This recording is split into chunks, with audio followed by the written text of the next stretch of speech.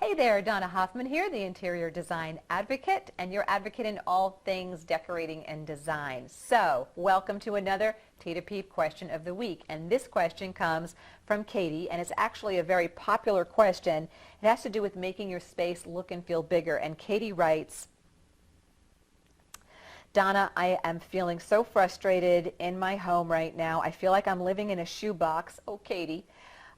Budget is not there to move, but I do have some decorating budget help. What is the best way to open up my space? Okay. Alrighty, Katie, so here's a story. I know I've written blogs on this. I know other people have written blogs on this, how to make a space look bigger. But I think that the messaging that is really missing is the strategy behind it. So I'm going to give you some tips, but I want you to understand the strategy, Katie, about what you're actually doing as a designer of your home when you're trying to make it look bigger. So here's what you need to know. When the eye enters a space, it automatically wants to scan that space, and your eye always is looking to sort things into same and different. Same, it keeps moving. Different, it stops. Okay? So let's build on that. If you want to make a space look smaller, like maybe you have a really big oversized room, just work with me here, Katie. Big two-story room, you're really trying to cozy it up, it would be helpful to create some difference, right, where the eye has to keep stopping. That'll help shrink the space down. So conversely, if you have a small room or home that you're trying to make look and feel bigger, you don't want to create a lot of stops for the eye.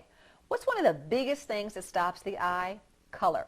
So if you're trying to make a room look bigger or a home look bigger, really limit your color palette, and you may even want to limit the range of color within that color palette, doing something a little more monochromatic so that your eye is sweeping through that nice monochromatic space. And then when you do stop the eye, you're doing it in very intentional ways, maybe with a couple of accessories, maybe with a pillow, maybe with a bench at the foot of a bed, okay? It's not about a million colors, a Crayola crayon box exploding so that the eye doesn't even know where there's a pattern to follow. With small spaces, you want the eye to sweep the space. That's why another great tip to make a room look bigger, if it's your design vibe, and I don't know your design fingerprint, Katie, but you know, for a cocktail table, instead of doing something that's opaque on the top, by all means, get some glass in there so your eye just drops right through that table and just keeps moving, okay? So mirror. Why does adding mirror to a small space help? Because rather than stopping the eye with colorful artwork, you're creating something reflective that's just bouncing light, and the eye just drops right past it, just keeps on moving. Okay? So I want you to think about all of the great blogs you've written. Look at our blogs. We've written blogs on how to make kitchens look bigger and bathrooms look bigger.